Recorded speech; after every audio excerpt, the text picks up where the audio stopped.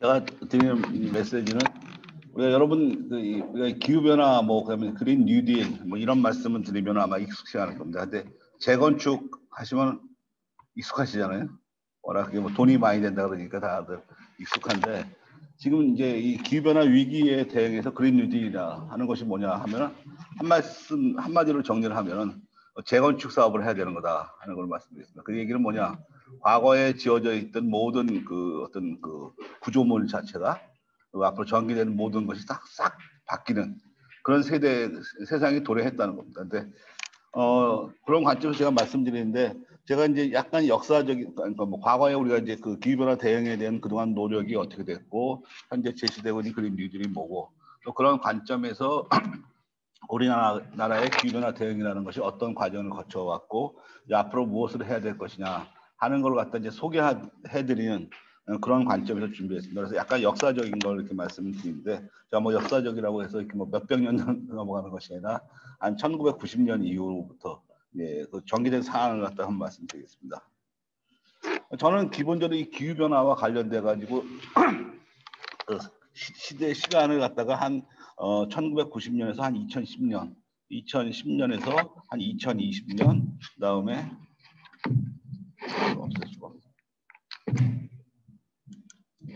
예, 저기 2020년 이후의 세계로 이렇게 구분을 하고 있습니다. 근데 1990년이 우연히 또 제가 그때 유학을 간 그 시기가 되겠습니다. 근데 벌써 한 30년이 지났답니다. 근데 아까 우리 반기문 전 총장님께서도 말씀하셨듯이 이제 아직도 이 기후 변화에 대한 그 회의론이라든지 그런 것들이 있는데 제가 이제 그 1990년에 유학 갔을 때 그때 나온 것이 IPCC 제1차 보고서입니다. 그 IPCC 제1차 보고서에 의해서는 그때 1차 보고서가 나오면서 기후 변화가 확실히 있다. 또 그것이 인간 때문에 발생한 것이다 하는 거에서 질문을 던졌지만 그 내용을 잘 읽어보시면은 답은 확실하지 못하고 있는 상태입니다. 그 뒤로 지금 우리가 이제 2020년이니까 벌써 한 30년이라는 시간이 지나는 겁니다. 이제 30년이라는 시간이 지났는데 2013년, 14년에 이제 IPCC 제5차 IPCC 보고서가 5년 내지 한 6, 7년 만에 보고서가 한 번씩 나오는데 그 5차 보고서에 의해서는 이제는 기후변화는 확실히 존재한다. 그리고 그게 그 원인은 인간들이 그 원인을 제공한 것이다 하는 거에 대해서 결론을 낸 겁니다. 아직도 이제 이거에 대해서 이제 90년대 생각에 머무르신 분들은 아직도 기후변화에 대한 게 뭐 음모론이다 중국이다 뭐 하는 그런 걸 하는 거죠. 근데 이 기후변화 음모론 같은 거에서 이렇게 그 흐름 같은 걸 보시면은 이 기후변화에 대한 그 흐름을 제일 많이 관측한 데가 엑손입니다. 엑손. 그 엑손이라고 하는 그 석유 회사가 과거에 이제 석유 자원 그 개발이니 그런 거 운송이니 그런 거 하고 기후변화에 관심이 많아갖고 1970년대에 연구를 하다 보니까 지금 현재와 같은 상태로 가면은 기후변화로 인해서 위기가 올 수 있다 하는 걸 갖다가 1970년에 밝혔는데 그 다음에 이제 그래갖고 과학자들이 더 열심히 연구하다가 1980년 중반 정도 되면서 경영진이 바뀝니다. 경영진이 바뀌면서 이제는 뭐 기후변화에 대한 과학적 지식보다는 기후변화가 있냐 없냐 하는 거에 대해서 회의론적인 그런 것 쪽으로 투자를 많이 한 겁니다. 그런 그 흐름이 우리가 지금 기후변화에 대해서도 있냐 없냐 하는 거에 대해서 얘기가 되는 것이고 오늘 이제 뭐 오늘이 될지 언제가 될지 모르겠습니다만 미국 대통령 선거 결과가 나오겠죠.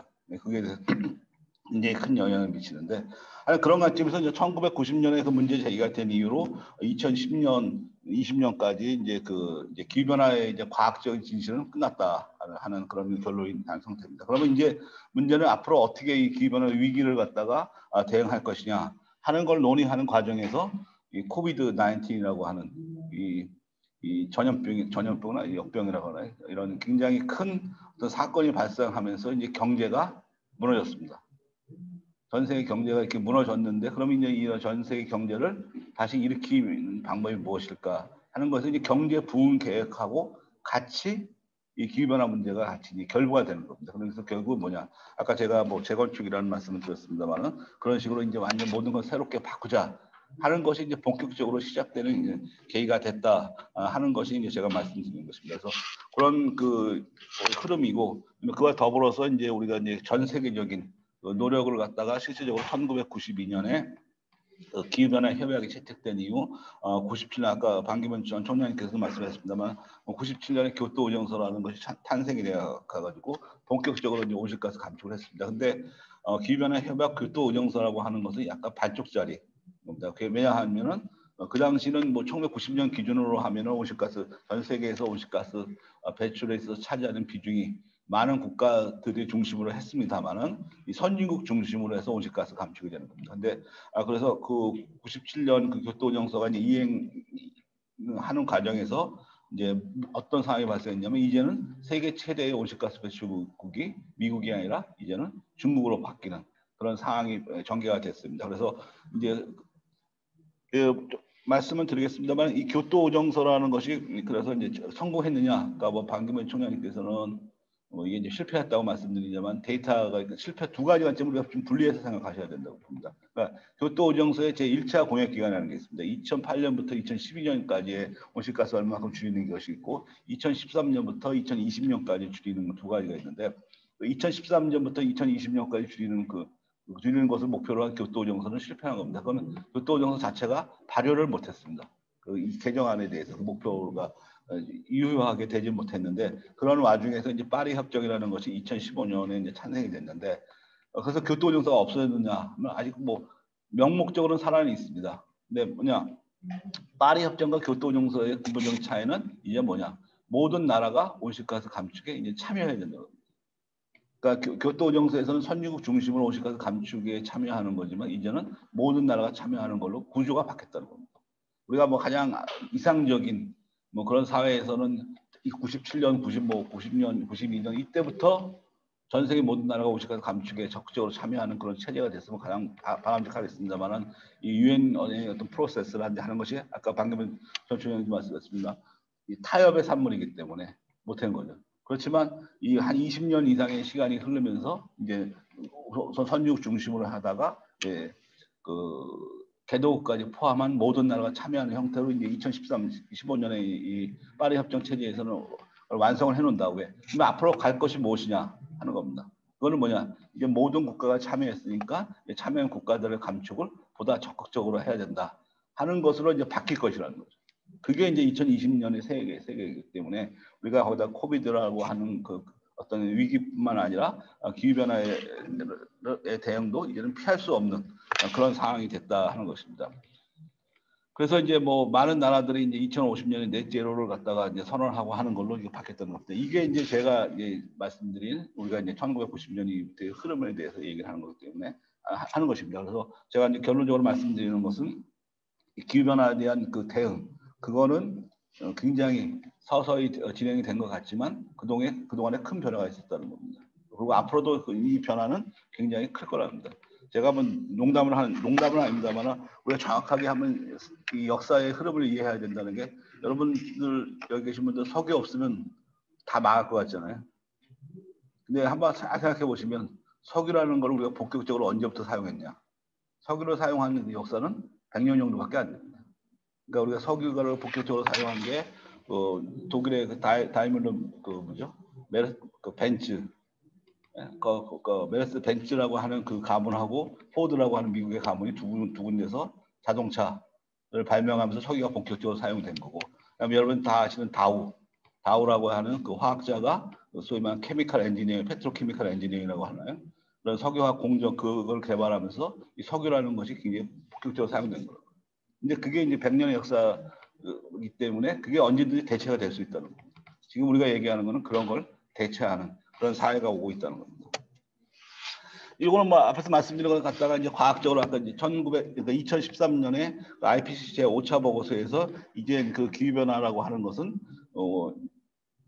확실히 존재한다 하는 거에 대해서 이제 말씀드리는 건데 뭐냐 1980년부터 2010년까지 과거 한 30년 동안에 10년 단위로 봤을 경우에 우리가 이제 관측 자료 온도계라고 하는 거죠. 관측 자료를 통해서 한 거는 1850년부터 존재합니다. 뭐 연속적인 자료는 존재하지 않습니다만은 띄엄띄엄 존재하는 거 봐도 가장 더운 해였다 하는 것이고, 그다음에 우리가 수십 년이 아니라 수십만 년, 수백 년 만에 아까 뭐 우리가 뭐 남원 나이테라든지 뭐 산호초라든지 그런 데이터를 가지고 과거의 온도 같은 거 측정해 봤을 때 역사상 경험하지 않은 현존하는 인류의 역사상 경험하지 않은 그 정도의 지금 온도 상승이 있다 하는 겁니다.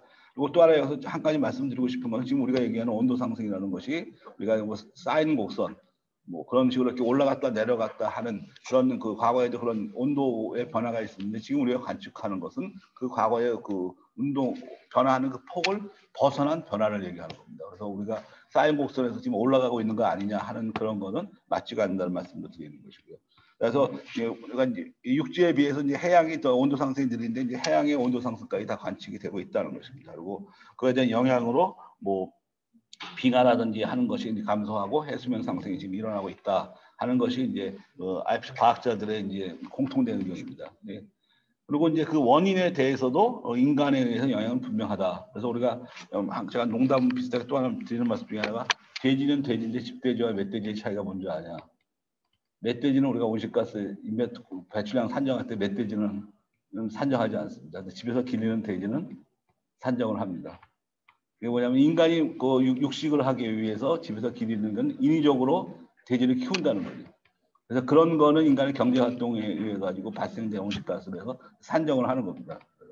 그런 차이인데 그런 것들에 의한 배출량만을 지금 얘기하고 있습니다. 자연에 존재하는 멧돼지에 의한 온실가스 배출은 지금 우리가 지구온난화의 원인이다. 물론 원인이 그때 영향을 하겠습니다. 우리가 지금 얘기하는 인위적인 온실가스 배출로 인한 기후 변화를 얘기할 때는 포함되지 않는다 하는 거죠. 그래서 그런 측면에서 봤을 때 이 기후 변화에 대한 인간의 영향은 분명하다 하는 것이고 제가 항상 어디 가서 말씀을 드릴 때 강조하는 것이 정면에 보실 때 왼쪽 끝에 있는 저 그래프라는 겁니다. 저 맨 끝에 있는 것이 막대기 그래프를 보면 지금 우리가 어떤 현상이 있느냐 하면은 저게 1750년부터 2011년까지 그 전체적으로 배출한 인위적인 온실가스의 양을 갖다 얘기하는 겁니다.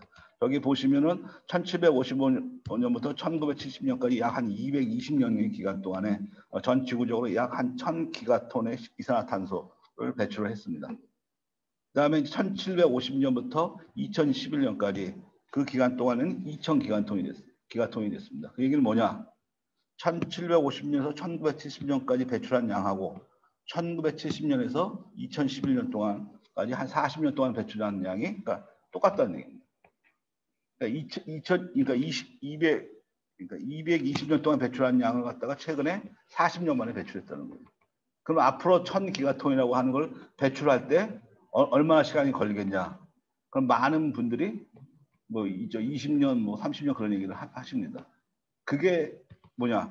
여기서 지금 이게 1000기가톤, 2000기가톤이 있는데 우리가 중요한 거는 눈여겨봐야 될 건 3000기가톤이라는 겁니다. 기가라는 게 10억이라는 얘기인데 3000기가톤 정도를 우리가 온도를 갖다가 2도씨 이내로 억제하기 위해서는 전 지구가 인위적으로 배출할 수 있는 온실가스 양이 한 3000기가톤인데 이미 2000기가톤을 다 배출했다는 겁니다. 남아 있는 게 한 1000기가톤 정도 되는데 그 1000기가톤을 몇 년 만에 배출할 수 있겠느냐? 그 이상 배출하면 안 되는 거예요. 우리가 지금 넷째로 얘기를 합니다만은 거기 보시면은 이게 2011년 기준이잖아요. 2011년 기준으로 앞으로 20년, 30년 이후에는 온실가스 배출을 하지 않아야지 2도씨 이내로 온도 상승을 억제할 수 있다 하는 얘기를 하는 겁니다. 벌써 이제 우리가 지금 현재 우리가 2020년에 와 있습니다. 2010년 이후에 벌써 10년이 지났다고. 그런 것만큼 우리가 지금 준비가 되고 돼 있느냐 하는 것도 우리가 한번 여기서 같이 생각해 보실 포인트라고 보겠습니다. 자, 이거는 뭐 기후 변화에 대한 어떤 그 국제사회의 노력을 흐름을 갖다 이제 말씀드리는데 앞에 말씀드렸기 때문에 자세히 말씀은 드리지 않겠습니다만은 아까 이제 교토 오정서라는 것이 결과론적으로 뭐 여러 가지 이유와 다르게 얘기할 수 있습니다만 결과론적으로 어떤 의미가 있느냐 봤을 때 저는 성공했다고 봅니다.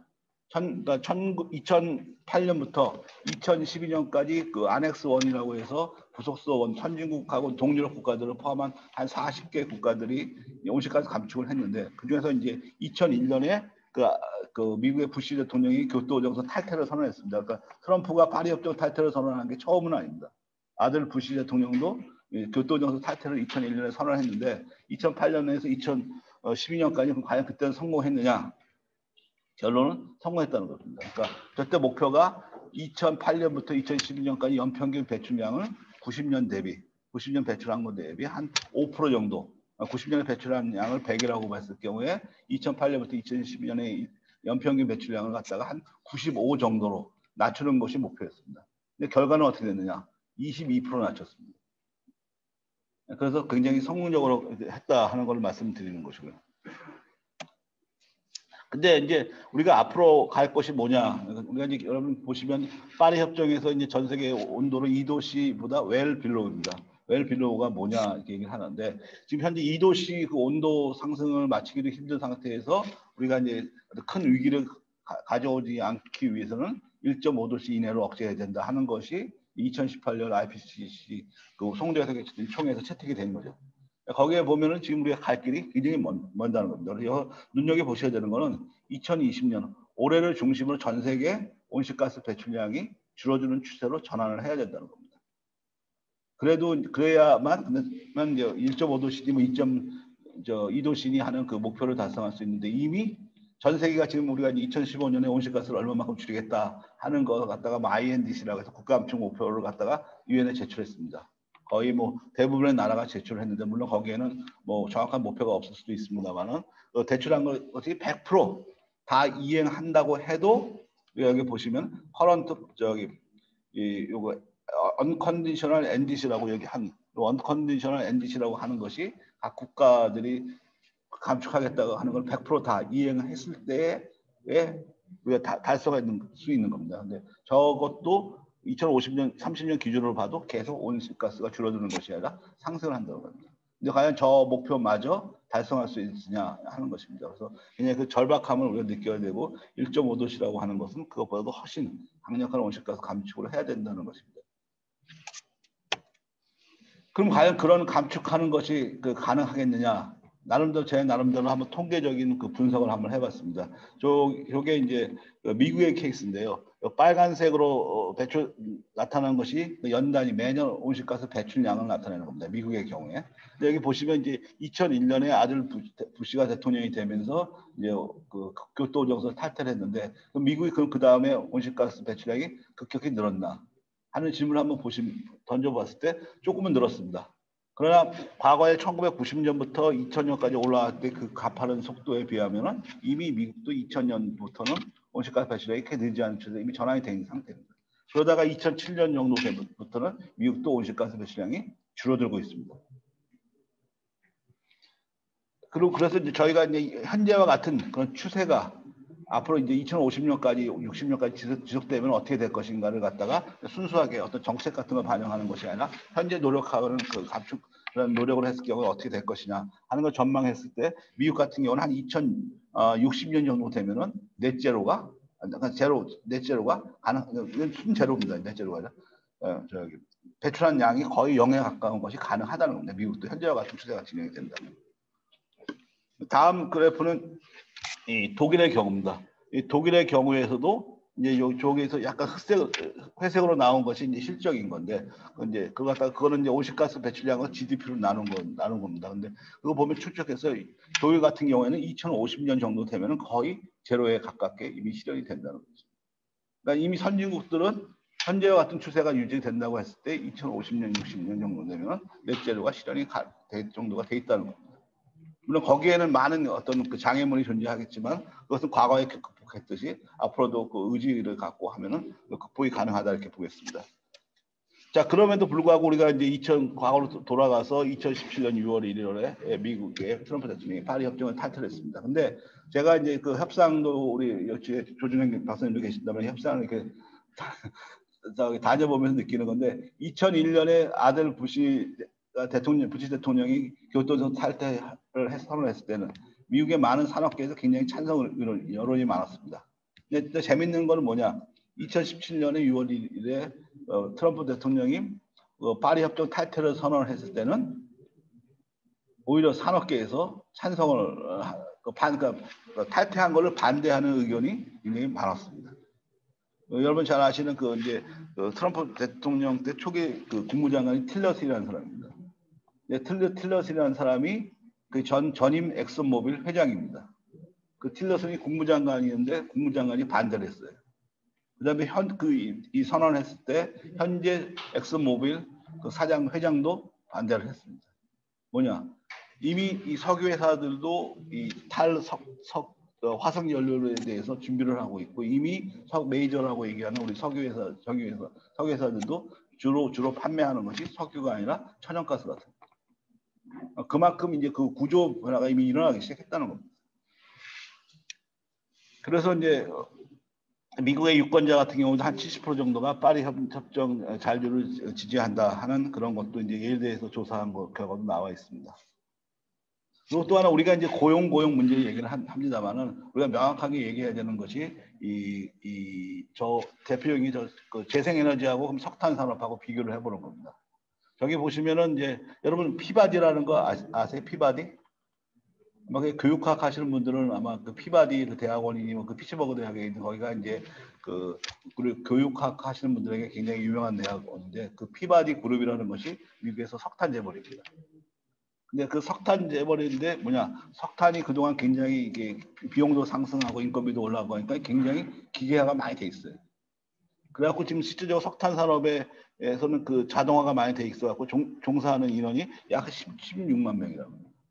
근데 2016년, 17년 그때만 해도 벌써 이 태양광 풍력에 의해서 새로 일자리에 창출이 되었고 종사하는 사람이 47만 명이라고 합니다. 실질적으로 우리가 알고 있는 석탄 산업에 대한 그 문제하고 거기에 종사하는 게 과거에 우리가 곡괭이 들고 가서 석탄 캘 때하고는 달라졌다는 겁니다. 이미 거기에도 자동화가 많이 됐다는 겁니다. 그런 상황에서 일자리 창출에 있어서 이제 재생에너지가 저런 분야가 훨씬 낫다 하는 것을 말씀드리는 거고요.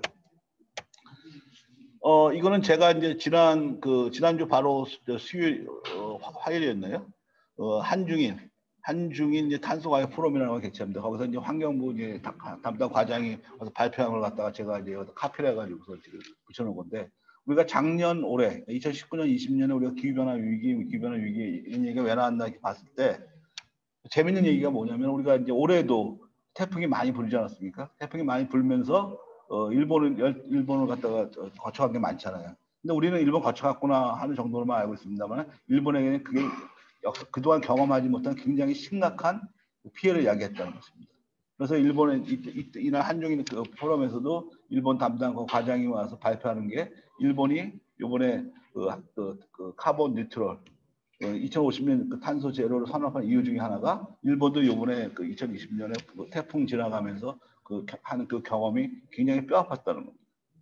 네, 그래서 그런 관점에서 보는데, 여기 보시면 이게 뭐냐, 두 가지 포인트를 말씀드리고 싶었는데, 대부분의 나라가 그동안 경험한 적이 없는 그런 피해를 입었다. 두 번째는 이 피해가 여기 나라 이름이 쭉 나와 있습니다만 전 세계, 뭐 아프리카, 저기 아메리카, 호주, 전 세계 모든 지역에 다 발생하고 있다는 겁니다. 그래서 이제 더 이상 어느 한 지역에만 발생하는 국지적인 문제가 아니다 하는 것도 우리가 이제 이해를 같이 할 필요가 있다고 보고 있습니다. 그래서 이제 뭐 미국이라든지 EU 같은 경우에서는 그린 뉴딜에 대해서 이미 발표를 하고 하는 겁니다. 그래서 뭐 그거에 대해서 자세한 내용은 더 잘 아실 테니까 넘어가도록 하겠습니다. 다만 이제 뭐냐, 거기에 대한 투자 금액들이 나와 있습니다. 그게 이제 조단이라고.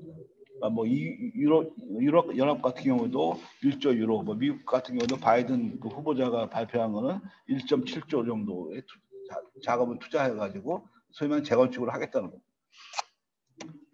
그다음에 영국 같은 경우는 이미 2008년부터 이 그린 뉴딜이라는 그 보고서를 갖다가 이미 제출을 했습니다. 아니 새로운 그 새로운 체제를 구축하는 것이죠. 그래서 그때는 이제 뭐 아시다시피 이제 그 리만 브라더스 사태니 해가지고 글로벌 금융위기가 된 것이죠. 글로벌 금융위기를 극복하는 걸로 해서 그린 뉴딜을 갖다가 영국이 이미 선언을 했고, 그런 과정에서 이제 하던 것이 2019년에 다시 또 이제 더 강화된 다시 한번 발표를 했는데, 거기 보면은 매년 이제 넷제로를 위해서 GDP의 3에서 5% 정도로 갖다가 투자하겠다. 영국의 이제 그 경제 성장률 같은 거 보시면은 2050년까지 연평균 한 1% 정도 내에 성장하는 걸 전망하고 있습니다. 1% 정도. 거기에 그런 상황에서 그 GDP 규모의 한 3%에서 5% 정도 투자하겠다고 하는 굉장히 큰 규모의 투자가 이루어지는 겁니다. 그리고 이제 뭐 중국도 뭐 아시다시피 이제 2060년까지 넷제로를 하고, 이제 중국의 배출량 자체가 2030년 이전에 정점을 이루도록 하겠다 하는 것입니다. 그리고 근데 그 핵심은 이제 효율 감성을 통해서 전력을 줄이고, 이제 그다음에 이제 에너지를 주로 이제 전력 중심으로 가겠다. 그래서 IT라든지 그다음에 뭐 네트워크 기술이라든지 또 에너지 자체도 이제 클린 에너지로 전환하겠다 이렇게 하는 것입니다. 여기 보시면 이제 우리가 이제 넷제로를 실현하기 위해서 어떤 그 계획을 세우느냐 하는 거 없으면 이거는 대한민국의 경우에도 생존의 문제라고도 연결되는 겁니다. 여기 보시면 중국 같은 경우도 전체 전기자동차 이 넷제로를 실현하기 위해서 전체 전기자동차의 50%가 다 전기로 이루어진다는 거죠. 자전거 같은 경우는 뭐 99%다 전기자동차를 보급하겠다고 하는 거고요. 다음에 이제 여기서 보시면 우리가 이제 제주도 같은 경우에도 아마 관심을 가지셔야 된다고 보는 것 중에 하나가 이 다른 데 모르는데 이 중국의 경우에는 그린 뉴스에 나와 있는 것 중에 하나가 해상 풍력을 갖다가 적극적으로 하겠다. 그래서 이제 2025년까지 세계 최대 해상 풍력 발전을 예상하는 것인데, 근데 거기서 이제 그 해상 풍력을 이용해 갖고 수소를 갖다 생산하는 것 같다 이제 윈드 투 가스라고 하는데 그 생산된 수소로 이제 뭐냐 선박용 연료로 쓰겠다는 겁니다. 거기서 해상에서 그 수소를 생산시켜 갖고 그걸 곧바로 선박용으로 충전시키겠다 하는 거죠. 그래서 뭐냐면 해운에 있어서의 그 엔진도 수소로 활용하는 그런 것들이 계획을 하고 있다는 것을 좀 특징적으로 보겠습니다. 자, 그럼 우리나라의 이제 기후변화 그런 그 국제적인 흐름과 견져서 우리나라의 기후변화는 어땠는가에 대해서 다시 한번 말씀드리면 여기 보시면 제가 이제 한 2008년, 2014년, 2017년 이 크게 정부 정책이 이제 발표된 걸 갖다 좀 정리를 합니다. 근데 공통적인 것들이 뭐냐? 이미 2008년부터 환경 기후 변화를 고려하겠다, 뭐 재생에너지 보급을 늘리겠다, 분산형을 늘리겠다, 뭐 스마트 그리드를 하겠다 하는 겁니다. 그래서 이번에 여러분이 이미 2008년부터 쭉 이렇게 발표한 내용을 보시면은 최근에 발표한 그린 뉴딜하고는 얼마만큼 다르냐? 크게 다르지 않습니다. 그래서 제가 오늘 또 여러분들에게 전달해드리고 싶은 메시지 중에 하나는 계획이라든지 어떤 용어라든지 그런 것보다는 이제 중요한 건 뭐냐? 실천이라는 겁니다. 이미 2008년부터 여기 수요 관리하겠다, 뭐 재생에너지 보급하겠다 하는 건데 어느 정도 했냐는 거죠. 그런 면에서 그렇게 바람직하지는 결과를 가져오지는 못했다. 여기 보면 이미 뭐 ICT 기반 뭐 분산 전원 활용 기술이라는 게 있어요. 근데 이번에 우리가 한국형 뉴딜에서 보시면은 IT 기술하고 그린 기술하고 접목시켜 갖고 뭘 하겠다는 게 나와 있잖아요. 예. 그런 관점에서 이제는 무엇을 할 거냐가 중요한 것이 아니라 어떻게 할 것이냐 하는 것이 더 중요한 문제다 하는 말씀을 드리기 위해서 이걸 갖고 왔고요. 그다음에 이제 우리가 제도적인 측면에서 우리나라는 굉장히 앞서 나갔습니다. 온실가스 감축에서도 이명박 정부 들어서 가지고 처음으로 2008년 9년에 2020년 감축 목표를 발표하고 2015년에 2030년 목표를 발표를 하고 뭐 하는 과정에서 이제 배출권 거래 제도도 이제 전 세계에서 굉장히 앞서서 국가 단위로 시행된 건 거의 최초라고 해도 뭐 과언이 아닙니다. 그런 것을 갖다 2012년에 입법 과정을 거쳐서 2015년부터 시행을 했습니다. 그러니까 이런 상당히 적극적인 어떤 정책적인 측면에서 함에도 불구하고 우리나라의 그린 그 기후 변화에 대한 이 대응 같은 것에 대한 평가는 그게 좋은 편이 아닙니다. 아까 뭐 반기문 총장님도 말씀하셨습니다만은 뭐 기후 악당이라고 하는 거예요. 악당이라고 하는 7대 뭐 그런 얘기가 드는데 그거는 우리가 한번 반성을 해볼 필요가 있을 겁니다. 어떻든 간에 이제 기후변화 국가 전체 배출 양만 갖고 봤을 경우에 국가 전체 배출량이 한 70% 정도 이루는 그런 거에 대해서는 이 배출권 거래 제도라고 하는 것을 시행해서 굉장히 강력한 그런 정책을 갖다 시행을 하고 있습니다. 그래서 1차, 2차, 3차 이제 내년부터는 이제 3차 시행됐습니다. 그동안 이제 어떤 제도도 많이 개선이 된 것도 사실입니다. 그렇지만 아직도 이제 뭐 개선할 것들이 있는데 그거는 이제 우선적으로 이제 그 감축 목표가 좀 더 우리가 이제 장기적인 목표에 상하게끔 좀 적극적인 목표가 설정되어야 되는 것이고 이제 상당 부분이 아직도 무상한당 비중이 많습니다. 전체 배출하는 것 중에서 100을 배출한다고 했을 때 5만큼 줄이다 하고 나머지 95에 대해서는 그냥 무상으로 배출을 하는 거죠. 그래서 이제 우리가 탄소 가격 카본 프라이싱 얘기를 할 때는 실제적으로 나머지 95에 대해서도 배출하는 거에 대해서 이제 가격 부담을 하도록 해야 되는데 우리나라 같은 경우에도 이제 배출권 거래 제도를 시행했음에도 불구하고 온실가스 배출량이 이렇게 크게 줄지 않는 이유는 바로 이제 발전 부분 같은 데서 실질적으로 발전하는 데 있어 갖고 이 탄소 배출의 가격이 반영이 안 되는 그런 측면이 있었습니다. 자, 그럼 이제 마지막으로 이제 마지막이 아닙니다만 이제 과연 우리가 매일 얘기를 할 때 온실가스 배출량을 줄이면은 과연 우리가 경제 성장을 할 수 있느냐? 아까 제가 이제 유럽 연합 같은 경우도 90년 대비 2012년까지 그 상황을 봤을 때 뭐 5%만 주지하고 했을 때 22%라고 굉장히 목표를 초과 달성을 했습니다. 과연 그런 나라들의 경제가 침체가 됐느냐, 경제가 후퇴했느냐, 후퇴하지 않았다는 것입니다. 여기도 보시면은 이 미국 케이스인데 오른쪽 그래프가 이제 미국 케이스입니다. 미국 케이스를 여기 보시면은 2000년을 갖다가 경제 규모를 갖다가 100이라고 봤을 때 2015년 15년 동안에 경제 규모가 한 33% 증가했습니다. 그동안 온실가스 배출량은 2000년에 비해서 19% 정도 줄었습니다. 그러니까 이미 온실가스 배출량이 줄면서 경제가 성장할 수 있는 것이 실현된 거예요. 그 미국이라고 하는 나라에서조차도. 미국이라는 여러분이 미국하고 유럽을 가보시면 다 느끼시겠습니다만 미국은 굉장히 소비 중심의 사회라고 해요. 유럽은 어떻게 보면 절약 중심의 사회인 거고요. 근데 그 소비 중심의 사회에서조차도 온실가스 배출량이 줄어들면서 경제 성장이 달성이 됐다는 것입니다. 또 하나 우리가 이제 경제 성장을 하는 데 있어서 이 전기 소비량이 계속 는다고 생각을 합니다만은 실질적으로 OECD 여러분 통계를 보시면은 경제 규모가 한 3만 불에서 4만 불 사이가 되면은 더 이상 전력 소비가 늘지 않습니다. 경제 성장을 하더라도. 근데 그게 미국도 이미 거의 실현이 되고 있는 겁니다. 경제가 33% 성장을 했습니다만은 전체적으로 7% 정도 성장했고 제가 눈여겨 보시라고 하는 거는 한 2010년 이후를 한번 보시라는 거예요. 2010년에 미국의 전력 소비량 같은 걸 쭉 보시면 거의 수평입니다. 오늘 감소한 거예요. 그러니까 이제 우리나라도 이제 발전소를 계속 어떻게 질 거냐에 대해서 많은 분들이 고민을 합니다만은 제가 보기에는 적극적으로 하면은 에너지 효율 개선이 되고 하는 그런 측면이 있기 때문에 이제 전력 소비는 더 이상 안 늘어도 저는 가능하지 않겠느냐. 그렇게 실제로 보는 겁니다. 너무 이제 우리가 발전소 또 어디다 짓느냐만 신경 쓰는데 이 선진국들을 보시면 OECD 통계에 보면 이미 우리나라도 이제 4만 부 정도 된다는 거죠. 근데 이게 왜 가능하냐면 제가 뭐 이런 말씀 드리는데 여기 우리가 등 같은 거 보시면 뭐 LED 백열 전구에 비해서 LED 조명 같은 것이 똑같은 밝기를 유지하는데 전기를 갖다 15%밖에 안 쓴다는 겁니다. 여기 뭐 연세 드신 분들은 뭐 아시겠습니다만 과거에 우리가 그 백색 가전이라고 해서 세탁기 과거에는 세탁기 어떻게 했습니까? 위에서 집어넣는 하얀 세탁기였잖아요. 지금은 앞에서 집어넣지 않습니까? 근데 위에서 집어넣는 거에 비해서 지금 앞에 집어넣는 거는 전기를 반도 안 쓴다는 겁니다.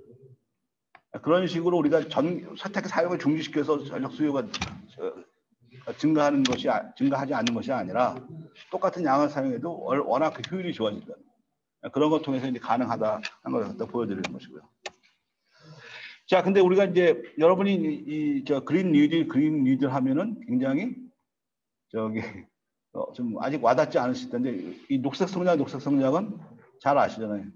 워낙 이제 MB 정부 때 뭐 워낙 적극적으로 추진해가지고 한 겁니다. 여기 뭐 우리 김상엽 연구원 원장님께서 아마 이거 직접 하신 분이기 때문에 누구보다도 잘 아시는 거고.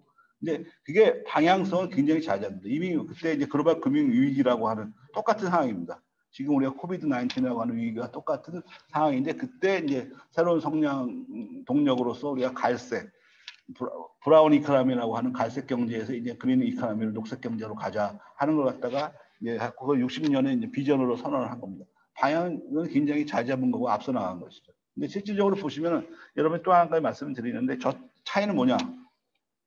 유럽 같은 경우에 보면은 그 재생에너지 풍력이니 태양광이니 하는 그것의 보급이 급격하게 늘어나기 시작한 것이 2009년 10년부터입니다. 10년부터 15년 사이에 엄청나게 늘어났습니다. 근데 우리는 저때 그런 걸 선언을 했습니다만은 그걸 갖다 실천으로 이렇게 적극적인 실천을 못 옮긴 것이 좀 한계라고 보겠습니다. 이게 이제 그 당시 발표한 자료를 제가 그대로 따온 겁니다. 그 당시 발표한 거 보면 여기 뭐 클린코어리니 저 하이브리드 자동차니 뭐 재생에너지니 뭐 CDM이니 뭐 물 관련 사업에 해서 굉장히 큰 새로운 시장이 2020년 30년에 창출될 거라고 그 비전을 제시했다는 거죠. 그래서 이제 뭐 여러 가지 위기도 있고 그거에 대한 대응책으로서 저런 시장을 개척하겠다고 하는데 이제 일부는 우리 성공한 것도 있습니다. 그러나 이제 많은 부분은 이제 시작하는 뭐 그런 단계라고 보겠습니다. 그리고 이제 온실가스 감축 목표 하는 것을 갖다가 우리나라는 이제 크게 두 번을 설정한 바가 있습니다. 2008년 9년에 2020년 목표를 설정하고 2015년에 2030년 목표를 갖다가 설정을 했습니다. 저 설정을 할 때 이제 뭐 2020년에 전망치가 7억 7,600만 톤 정도 줄이겠다고 얘기하는데 배출하는 예상이 되는데 그 중에서 한 5억 4,300만 톤 정도로 줄이겠다. 2020년에. 근데 2019년 최근에 발표된 거 보면 우리나라 배출량이 약 한 7억 톤 정도 배출하고 있습니다. 5억 4,400만 근처도 못 가 있는 거죠.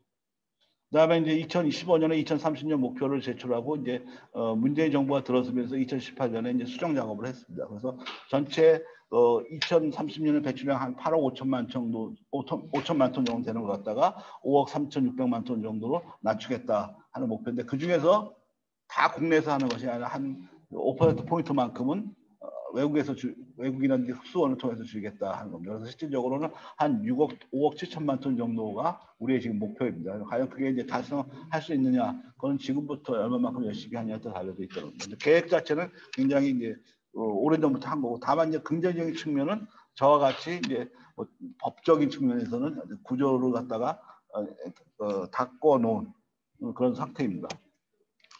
자, 이게 이제 우리나라 온실가스 배출량을 갖다가 그래프로 나타낸 것입니다. 여기 보시면은 대한민국도 이제 온실가스 과거에 같이 미국하고 한번 아까 미국 보여드린 미국 그림하고 한번 비교해 보시라는 겁니다. 대한민국도 이제는 온실가스 배출량이 더 이상 이렇게 늦는 나라는 아닙니다. 그 구조가 여기 보시면 이제 저 같은 저 개인적으로는 세 가지 기관으로 나눠서 생각하고 있습니다. 하나는 IMF 동아시아 금융위기가 온 1997, 8년을 기준으로 하고 그 전과 그 이후. 그다음에 2000년부터 이제 우리가 IT 붐이 일어나면서 과거에 97년 그 전까지 중화학공업 위주의 중화학공업이라는 게 우리가 에너지 다소비 산업을 얘기하는 겁니다. 그런 그거 중심의 산업 발전에서 이제 2000년부터 2010년까지는 이제 IT 중심으로 사회가 바뀌고 그다음에 2010년 이후로는 온실가스 잠수 정책 효과도 있겠습니다만은 구조가 바뀐 산업으로 변했다는 겁니다. 그래갖고 2010년 이후에는 거의 온실가스 배출량이 진짜 증가하지는 않고 있습니다. 근데 그러던 것이 이제 2012년에 이제 2년에 갑자기 석탄 발전이 갑자기 이제 허가가 나고 하면서 다시 배출량이 이제 증가를 한 거죠. 자, 그래서 이제 어떻든 간에 지금 현재 우리나라는 한 7억 톤 정도를 지금 배출하고 있습니다. 이거는 제 개인적으로 그럼 이제 우리가 이제 2008년 9년에 온실가스 감축 목표를 선언해서 발표한 이후에 과연 그 성과가 어떻게 있느냐 없느냐를 나름대로 한번 제가 분석을 해본 겁니다. 여기 보시면 이제 막대 그래프가 밑으로 간 거는 이제 초과 그러니까 배출량보다 초과 배출했다. 그러니까 예상 배출량보다 목표보다 초과 배출했다는 것이고요. 그다음에 이제 오른쪽 같은 경우는 더 적게 배출했다고 하는 아니 제가 반대로 얘기했네. 그러니까 퍼센티지를 나타내는 건데 전망 대비 실적이 몇 프로 정도 됐느냐 전망 대비 좀 낮은 걸로 배출이 되어 있습니다. 그러니까 2010년, 11, 12년에는 전망 대비 실적이 더 높았다. 그래서 전망이 잘못됐다는 얘기를 하는 그런 얘기가 있었는데 근데 14, 15, 16년을 보면은 전망한 것보다 온실가스 배출량이 적었습니다. 그래서 평균적으로 봤을 경우에 저거 막대 그래프 위아래를 다 더하면은 거의 0에 가까운 겁니다.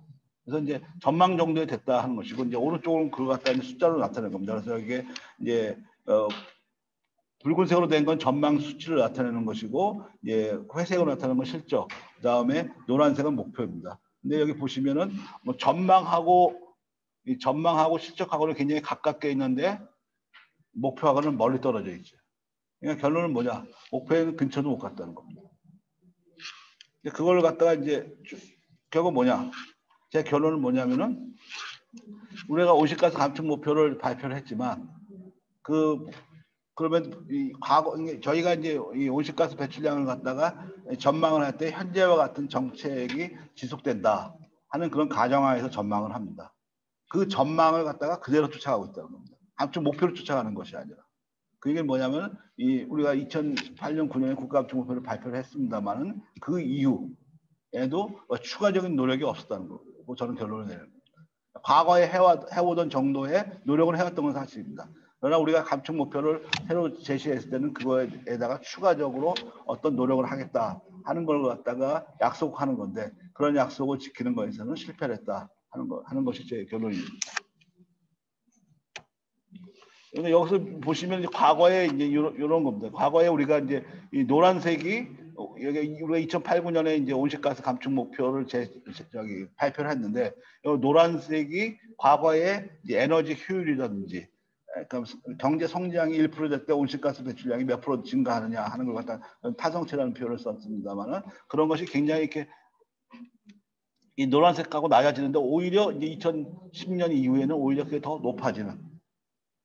과거의 경제 성장 1%할 때 온실가스 배출량이 증가하는 추세가 점점 낮아지고 있는데 그 낮아지는 추세보다 오히려 역행되는 그런 현상이 발생했다는 것이고 또 요 오른쪽 거는 그 이제 온실가스 배출량이 왜 늘었느냐 뭐 인구 요인, 1인당 소득 요인, 그다음에 에너지 뭐 효율 측면, 그다음에 에너지 믹스 뭐 그런 측면에서 봤을 경우에 에너지 효율이라는 믹스 그 개선 효과가 과거부터 쭉 개선이 되어 왔습니다.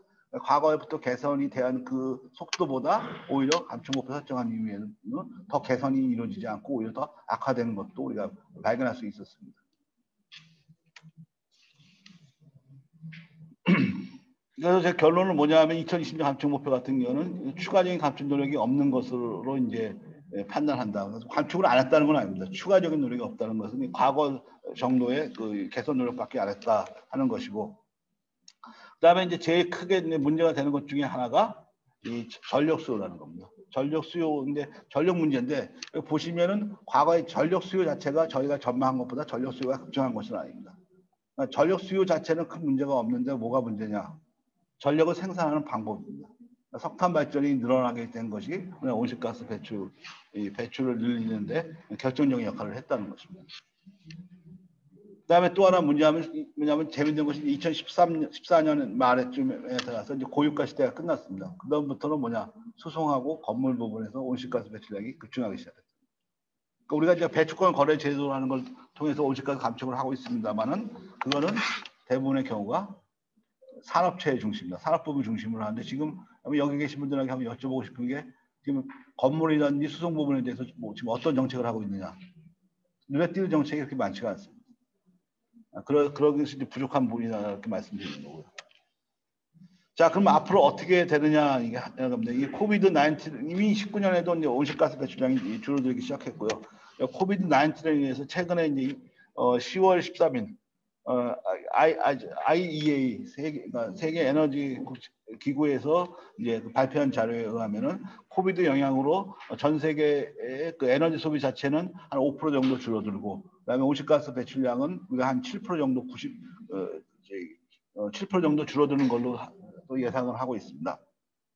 근데 이제 문제는 뭐냐? 앞으로 이게 어떻게 될 것이냐 보는데 재밌는 결론을 냈습니다. 그게 뭐냐면은 경제는 한 2023년 정도 되면은 2019년 수준으로 경제는 회복이 가능할 거로 본다는 겁니다. 그런데 그럼에도 불구하고 뭐냐? 재생에너지 같은 경우는 계속 증가를 할 거고, 뭐 석탄이라든지 석유라든지 천연가스를 사용하는 발전 자체는 원상 회복을 하고 계속적으로 증가를 할 가능성이 있다는 겁니다.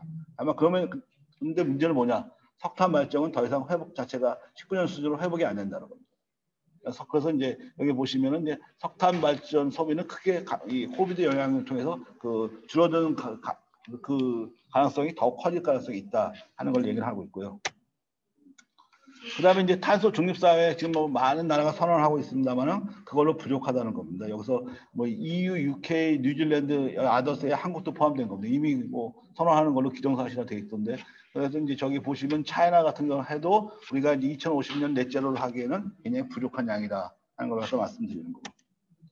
뭐 그런 과정에서 이제 한국도 이제 저탄소 녹색 성장이라는 거, 저탄소 성장이라 그 한국판 뉴딜을 선언하면서 디지털 뉴딜과 그린 뉴딜을 했습니다. 그린 뉴딜에 대해서는 우리가 10대 과제, 전체 총 28개의 과제 중에서 10대 과제를 포함해서 이제 발표를 하고 있습니다. 요거는 뭐 지금 시간 관계상 뭐 다 나와 있는 거니까 제가 자세히 설명은 안 드리겠습니다만은 10대 과제만 봐도 뭐 스마트 그린 산업단지, 그린 리모델링, 뭐 그린 에너지 이런 얘기를 하고 있습니다만은 많은 경우가 굉장히 보면 여기 이제 2025년까지 계획을 이렇게 하다 보니까 그 한계도 있습니다만은 굉장히 이 사회 전반적인 그 큰 흐름을 바꾸기에는 미약하다. 우리가 산업단지도 계속 뭐 저탄소 에너지 형으로 바꾸겠다, 뭐 친환경 산업단지 하겠다는 건 이미 한 얘기라는 거예요. 네, 그리고 이제 신재생 산업 생태계 육성하겠다 하는 것도 다 얘기를 하는 것이고, 이제 크게 중요한 거는 이제 그린 리모델링인데 저게 많은 부분이 건축물 중심으로 이제 짜져 있다는 겁니다. 뭐 요거는 뭐 그다음에 저탄소 뭐 분산형 에너지를 많이 하겠다는 거고 넘어가도록 하겠습니다. 제가 말씀드린 우리가 이제 많은 경우에 재생에너지 비용이 뭐 비싸다, 태양광 비싸고 육상 풍력 비싸고 뭐 해상 풍력 비싸다고 합니다만은 이게 여기 보시면 이게 2010년부터 2018년 19년까지 잡니다. 이게 18년까지 잡는데 19년까지는 최근에 나와 있습니다. 여기 보시면은 저 빨간 선들을 보시면 선이 급격히 하락한다는 겁니다. 설치 비용도 하락하고 그다음에 발전 단가도 하락하고 있다는 겁니다. 거의 태양광 같은 경우는 뭐 한 60% 이상이 하락을 했습니다. 10년 사이에. 뭐 저 해상 풍력 같은 경우도 60% 이상 하락을 하고요. 근데 저 하락 정도는 계속 하락할 거라는 겁니다. 이미 여기 보시면 여기 지금 색깔이 나오는지 모르겠습니다. 이렇게 10개 이렇게 밴드로 이렇게 띠로 형성하고 있는 것이 화석 연료로 생산할 때의 발전 단가입니다. 이미 재생에너지의 발전 단가는 그 화석연료 생산하는 발전 단가에 낮거나 그 수준까지 이미 다 들어와 있다는 겁니다. 이제 더 이상 태양광이니 풍력이니 하는 그런 재생에너지 발전 비용이 비싸서 못하겠다 하는 거는 아니라는 거죠. 그리고 이거는 이제 앞으로 이제 이 투자 같은 것도 온실가스 감축을 위한 그 투자 같은 경우도 어떤 분야가 되느냐. 결국 뭐냐면 에너지 효율 향상을 위해서 투자하는 것이 가장 많고 발전 부분에 투자도 계속 되겠습니다만 더 이상 이제 석탄이니 이런 화석 연료만 사용하는 건 안 되고 화석 연료에 대한 투자도 CCS를 사용하는 거 중심으로 가고 원자력은 늘고 재생에너지 자체도 이렇게 늘 것이다. 재생에너지가 굉장히 많이 드는 거죠. 그다음에 이제 우리가 이제 2040년, 뭐 넷제로니 그런 1.5도씩이 하는 감축 목표를 달성하기 위해서 어떤 사회가 되냐면은 제가 뭐 한 가지 말씀드리고 싶은 거는 전 세계 자동차가 한 2040년 정도 되면은 약 한 20억에서 30억 대 정도 된다는 겁니다. 그 중에 한 9억 대 정도가 전기자 자동차로 바뀌어야 된다. 이게 이제 앞으로 더 빨라진다는 것이죠. 그럼 우리나라 자동차가 국가 경제를 지탱하는 데 굉장히 큰 힘인데 저 자동차 시장을 갖다가 선점할 수 있는 기술이 있느냐 없느냐 하는 것이 국가 경제의 존립 문제하고도 연결된다는 거예요. 단순히 이게 온실가스 감축의 문제가 아니라 새로운 우리가 재건축 시장에서 어떠한 머티리얼을 갖다가 우리가 공급할 것이냐 또 그걸 갖다가 어떤 디자인을 제공할 것이냐 하는 걸 갖다가 여러분이 결정을 하셔야지 그 재건축 시장을 장악할 수 있다는 겁니다. 그런 걸 위해서 준비할 필요가 있다 말씀드리는 것이고요. 그래서 제가 또 한 가지 이제 말씀드리는 것은 앞으로 이 건물하고 이 수송 부분에 대한 감축 정책이 본격적으로 시행이 돼야 된다는 것입니다. 이거는 아마 제주도의 경우에서도 아마 상당히 중요한 의미가 있다고 저는 느끼는데요. 아마 제가 뭐 이런 얘기는 잘못 봤을 수도 있습니다만은 호텔 같은 데 가면 다른 곳 같은 경우는 뭐 이제 재활용을 위해서 에너지 절약을 위해서 수건 같은 거 재활용하시고 뭐 그런 얘기가 있는데 그런 거 좀 보기가 약하거든요. 그리고 더군다나 이제 앞으로 제주도 같은 경우는 관광산업이 중심이 되고 이렇게 할 텐데 그럼 이런 호텔이나 이런 데서 이 에너지 절약을 하지 않는 한 카본 프리 아일랜드라고 하는 것이 과연 가능하겠냐 하는 것도 눈여겨 봐야 된다 하는 것입니다.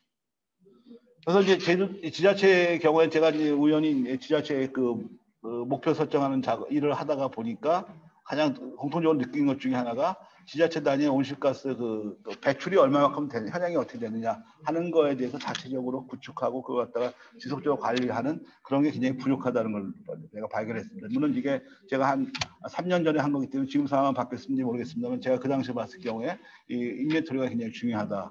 하는 것입니다. 그래서 그런 양질의 자료를 확보하도록 하는 것이 굉장히 중요하고 그게 어느 한 일시적으로 하는 것이 아니라 지속적으로 관리가 돼야 된다는 것입니다. 그리고 또 하나는 이제 공공 부분 아마 제주도도 일부 공공기관 같은 경우는 공공 부분 온실가스 감축 목표 관리를 하고 있을 것일 겁니다. 근데 그 자료를 본 순간 제가 보기에 굉장히 자료가 오류가 된 게 많이 있습니다. 자료 관리가 굉장히 중요하다는 것이고 단순히 저 인벤토리 관리는 배출량이 얼마냐 그것뿐만 아니라 에너지 사용 기계에 대한 통계라든지 하는 것이 중요하다는 겁니다. 저거는 나중에 정책에 대한 평가를 할 텐데 한번 여기 계신 분들에게 여쭤보고 싶은 게 건물 중에서 지금 우리가 LED 조명 그 얘기를 합니다만 LED 조명이 제주도의 건물 중에서 몇 프로 정도 LED 조명이 보급되는가 아시는가 하는 겁니다. 그런 상태를 모르는 상태에서 우리가 목표를 세우고 그다음에 또 얼마만큼 줄이겠다 하는 그런 걸 세운다는 거예요.